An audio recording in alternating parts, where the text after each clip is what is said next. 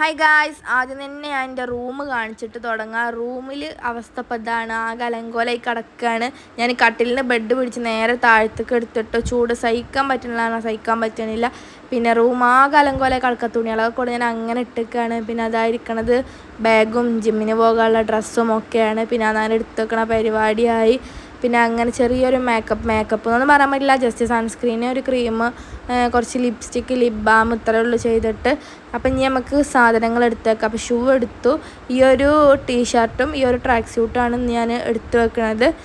ചിലപ്പോൾ മിസ്റ്റേക്കും കാര്യങ്ങളൊക്കെ ഉണ്ടാകും. ഇതാണ് എൻ്റെ ജിമ്മ് ബാഗ്, ഇത് താത്താൻ്റെ കുപ്പി, ഇത് എൻ്റെ കുപ്പി, ഈ ഒരു ഗ്രീൻ കുപ്പിയാണ് എൻ്റേത്. അപ്പോൾ അതും എടുത്ത് വെച്ചു. ഇന്ന് ഏകദേശം 4 മണിയാകുമ്പോഴത്തേനും വീട്ടിൽ നിന്ന് ഇറങ്ങുന്നുണ്ട്, അല്ലെങ്കിൽ എപ്പോഴും 4:30 ആ സമയത്താണ് ഇറങ്ങാറ്. ഇപ്പം നിസ്കാരം കഴിഞ്ഞ് നേരെ ഇറങ്ങുകയാണ്. അങ്ങനെ വേഗം പോയി ഷൂവും കാര്യങ്ങളും എൻ്റെ ബാഗും കാര്യങ്ങളൊക്കെ എടുത്തു. ഈ സ്കൂട്ടിയിൽ പോണ വീഡിയോസൊക്കെ അക്കുവാണ് എനിക്ക് എടുത്തു തരുന്നത്.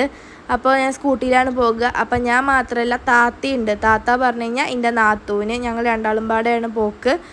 അപ്പോൾ നേരത്തെ ഇറങ്ങാൻ കാരണം എന്താ വെച്ച് കഴിഞ്ഞാൽ എപ്പോഴും വരുമ്പോൾ ലേറ്റ് ആവലാണ്.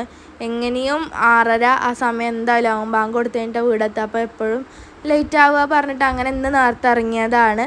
പക്ഷേ ഇന്നാണ് എന്നത്തേനും കാട്ടി ലേറ്റ് ആയത്. അത് ഞാൻ ലാസ്റ്റ് പറയാം. പിന്നെ ജിമ്മിനെത്താൻ നമുക്ക് ഈ ഒരു 18ാം പടി കയറാനുണ്ട്, അതുതന്നെ ഒരു വാമപ്പാണ്.